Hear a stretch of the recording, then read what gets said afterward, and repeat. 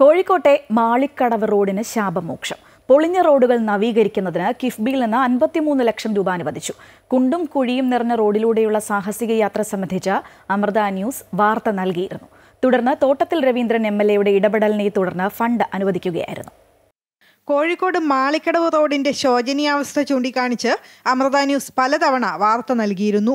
ഇതിനു പിന്നാലെയാണ് പ്രശ്നത്തിൽ സ്ഥലം MLA തോട്ടത്തിൽ രവീന്ദ്രന്റെയും പൊതുമരാമത്ത് മന്ത്രി PA മുഹമ്മദ് റിയാസിന്റെയും ഇടപെടൽ. പൊതുമരാമത്ത് വകുപ്പ് 53,11,000 രൂപയാണ് റോഡ് നവീകരണത്തിനായി അനുവദിച്ചത്. കഴിഞ്ഞ വർഷം കേരള റോഡ് ഫണ്ട് ബോർഡിൽ നിന്ന് 25 ലക്ഷം രൂപയും അനുവദിച്ചിരുന്നു. പ്രവൃത്തിയുടെ സാങ്കേതിക അനുമതി ലഭ്യമായ ശേഷം ടെൻഡർ നടപടികളിലേക്ക് കടക്കും. അതേസമയം റോഡിന്റെ വികസനത്തിനായുള്ള സ്ഥലമേറ്റെടുക്കൽ അന്തിമഘട്ടത്തിലാണ്. ദേശീയ 6 പാത നിർമ്മാണത്തിന്റെ ഭാഗമായി വേങ്ങേരി ജംഗ്ഷനിൽ ഓവർപാസിന് നിർമ്മാണം നടക്കുന്നതിനാൽ ബാലുശ്ശേരി റൂട്ടിൽ ഓടുന്ന ബസ്സുകൾ ഇപ്പോൾ മാളിക്കടവ് വഴിയാണ് കടന്നുപോകുന്നത്. കുണ്ടും കുഴിയും നിറഞ്ഞ റോഡിൽ ഇതോടെ ഗതാഗതം കൂടുതൽ പ്രതിസന്ധിയിലായി. 3 വിദ്യാഭ്യാസ സ്ഥാപനങ്ങൾ സ്ഥിതി ചെയ്യുന്ന റോഡിലൂടെ വിദ്യാർത്ഥികൾക്ക് നടന്നു പോകാൻ പോലും പറ്റാത്ത അവസ്ഥയാണ്. ഇതുവഴി പോകുന്ന വാഹനങ്ങൾ കുഴിയിൽ വീഴുന്നത് പതിവ് കാഴ്ചയായിരിക്കുന്നു. ഗതാഗത കുരുക്ക് രൂക്ഷമാണ്.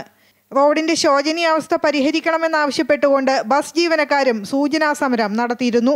അമൃത ന്യൂസ്, കോഴിക്കോട്.